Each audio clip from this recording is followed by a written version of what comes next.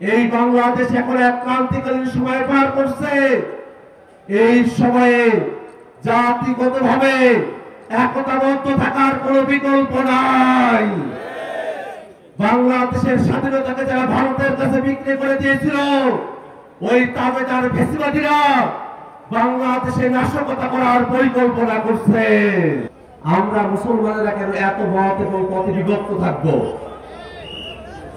আমাদের মাঝে কি এমন কেউ নাই যিনি উদ্যোগ গ্রহণ করবেন যাতে মত পার্থক্য সত্ত্বেও মুসলমানরা এক থাকতে পারে? বিশ্ববিদ্যালয় জীবনে এসে পীর সাহেব নেসারাবাদের কথা জেনেছি। তিনি ইত্তেহাদ বা ইখতিলাফের কথা বলেছেন। মত পার্থক্য সহ মতৈক্যের মধ্য দিয়ে মুসলমানের থেকে ধারণ করার কথা তিনি বলেছেন। এবং আরো বড় হয়ে বুঝেছি, এই বাংলাদেশের স্বাধীনতা সার্বভৌমত্বকে যদি রক্ষা করতে হয়, তাহলে বাংলাদেশের মুসলমানদেরকে ইত্তেহাদ মাল ইখতিলাফের নীতি অনুসরণ করতে হবে। আর এই বাংলাদেশের স্বাধীনতা সার্বভৌমত্বের সাথে ইসলাম ওতপ্রোতভাবে জড়ায় আছে।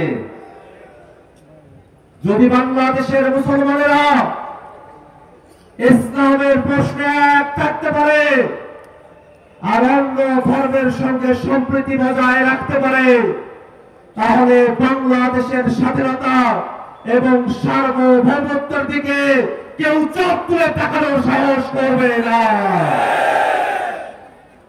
যারা বাংলাদেশের স্বাধীনতা এবং সার্বভৌমত্বকে ক্ষুণ্ণ করতে চায়, তারা 24-এর 5ই আগস্ট থেকে শিক্ষা নিন। 24-এর 5ই আগস্টে বাংলাদেশের মানুষ শুধুমাত্র হাসিনার ফেসিবাদকে তাড়ায় নাই, বরং এই ফেসিবাদের গোড়া যে দিল্লিতে, ফেসিবাদের গোড়া দিল্লিতে থাকা অবস্থাতেই দিল্লিতে থাকা ফেসিবাদের গোড়াকে উপড়ে ফেলেছিল বাংলার জনতা। অতএব এই বাংলাদেশকে নিয়ে যতই ষড়যন্ত্র করা হোক না কেন, বাংলাদেশের সাধারণ মানুষ স্বাধীনতা সার্বভৌমত্বের প্রশ্নে কোনোভাবেই বিদেশি কোন শক্তিকে বাংলাদেশের দিকে চোখ তুলে তাকানোর সাহস করার কোন সুযোগ দেবে না। ভাইরা আমার, বাংলাদেশের মুসলমানরা কওমি আলিয়া নানা ভাগে তারা বিভক্ত হয়ে আছেন। নানা ধরনের মতাদর্শ তাদের মধ্যে রয়েছে। বাংলাদেশে নানা ধরনের মানুষেরা রয়েছেন। আমরা সকলে প্রত্যাশা করি, এই বাংলাদেশকে যদি এগিয়ে নিতে হয়, বাংলাদেশের স্বাধীনতা সার্বভৌমত্বকে রক্ষা করতে হয়, বাংলাদেশের সকল মুসলমানকে, বাংলাদেশের সকল মানুষকে পীর সাহেব নেসারাবাদের ইত্তেহাদ বা ইখতিলাফ নীতির মধ্য দিয়ে আমাদেরকে একত্রিত হতে হবে। এই বাংলাদেশ এখন এক ক্রান্তিকালীন সময় পার করছে। এই সময়ে জাতিগতভাবে একতাবদ্ধ থাকার কোনো বিকল্প নাই। বাংলাদেশের স্বাধীনতাকে যারা ভারতের কাছে বিক্রি করে দিয়েছিল, ওই তাবেদার ফেসিবাদীরা বাংলাদেশে নাশকতা করার পরিকল্পনা করছে।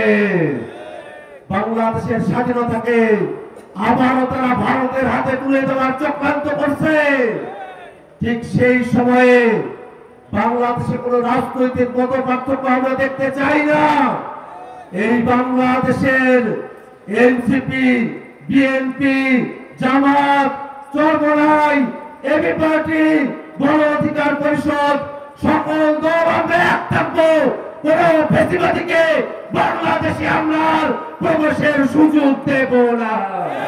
বাংলাদেশটাকে গড়ার জন্য যাতে বাংলাদেশে ফেসিবাদ ফিরে না আসে, সেই কারণে ঐক্যবদ্ধ কমিশনে বাংলাদেশটাকে নতুন ভাবে সাজানোর, বাংলাদেশটাকে সংস্কার করে ফেসিবাদী কাঠামো বিলোপের জন্য আমরা যারা একমত হয়েছি, সেটাকে কোনোভাবেই ভেস্তে দেওয়া যাবে না।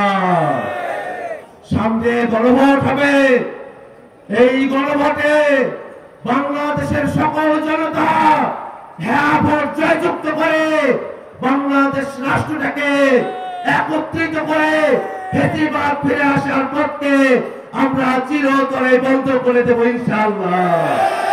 ভাইরা আমার, এই বাংলাদেশের স্বাধীনতা সার্বভৌমত্ব এবং গোটা বাংলাদেশের জন্য 24-এর অভ্যুত্থানে যারা অকাতরে জীবন দিয়েছেন সেই সব বীর শহীদান এবং আমাদের আহত ভাইদের জন্য দোয়া কামনা করে আমি আমার বক্তব্য এখানে শেষ করছি।